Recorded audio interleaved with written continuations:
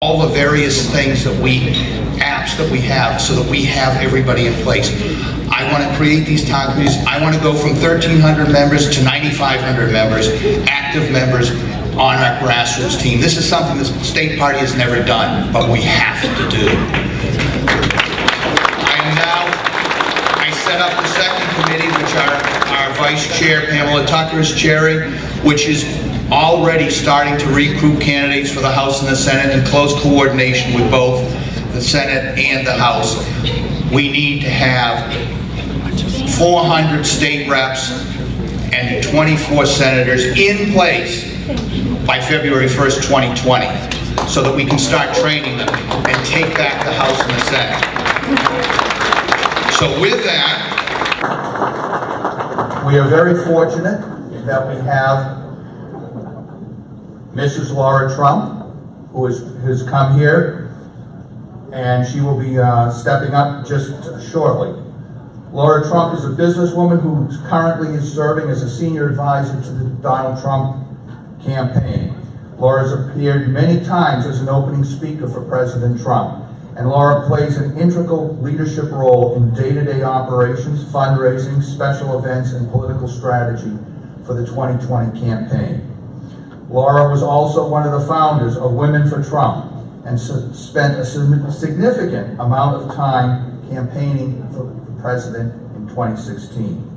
Lara resides in New York City and Westminster, New York, with her husband Eric, her son Luke, and their two dogs, Charlie and Ben. Let's all give Lara a warm New Hampshire welcome.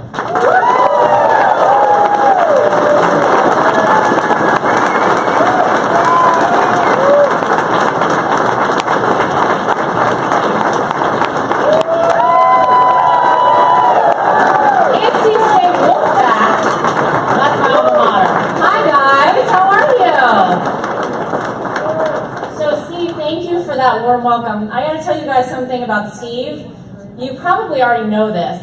He's been on board since day one with the president. You know that, right? Steve held the first, and it turns out the only, house party here in the state of New Hampshire, because normally it's like 20 people that show up. For Donald Trump, like 300 or 400 people showed up at his house, tore the place up, and they said, no more, we're done with this. But Steve, we appreciate everything. You're amazing. Thank you for all you do, really. Well, it's an honor to be here with you guys tonight.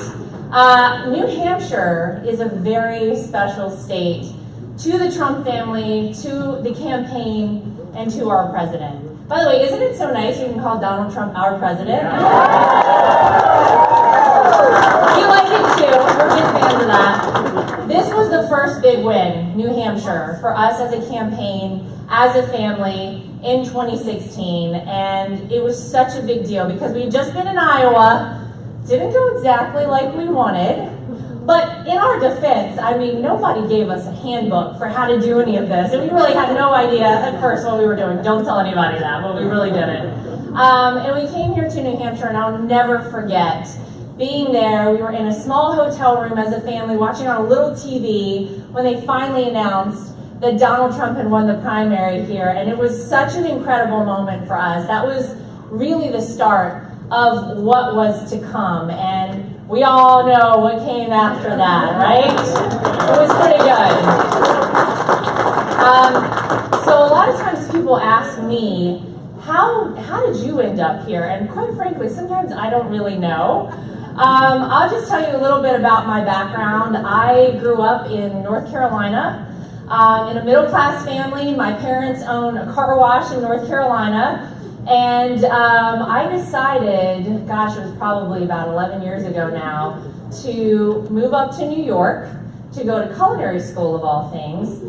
One thing led to another. On a night that I wasn't going to go out and my roommate dragged me out, I was in sweats, going to like watch TV, and I happened to see a really tall guy. Oh, hello, we're live here. Saw a really tall guy hanging out at the same place I was, had no idea who it was. Turns out his name was Eric Trump. And after that, quickly, we spent a lot of time together. It took him a while to decide on me. It took us 5 years to get engaged. He wanted to be very sure. We got married in 2014.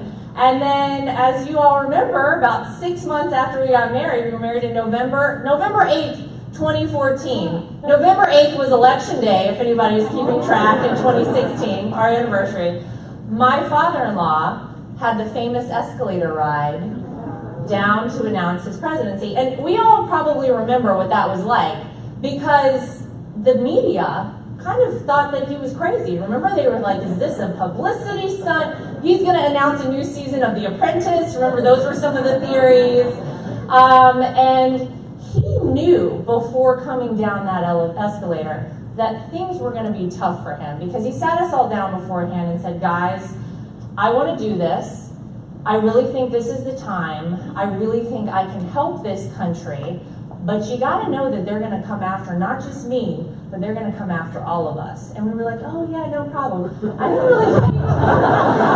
don't think we really knew what we were in for. But before he even came down that escalator, people were saying he's crazy, this isn't right.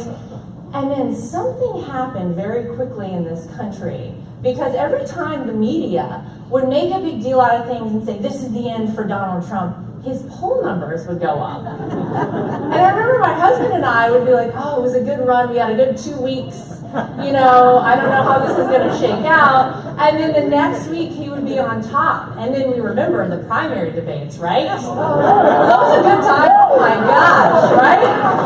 By the way, if you thought those were good, I think get your popcorn ready, because this round's gonna be even better, right?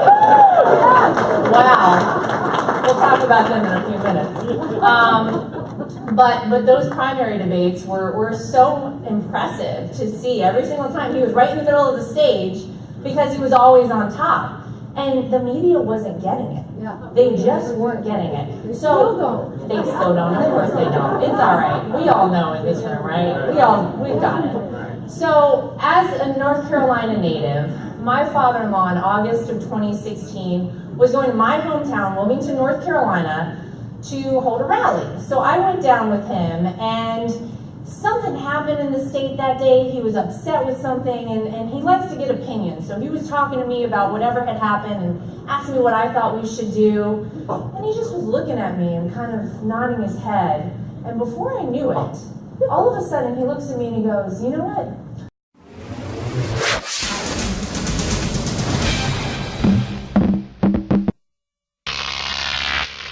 GOP TV.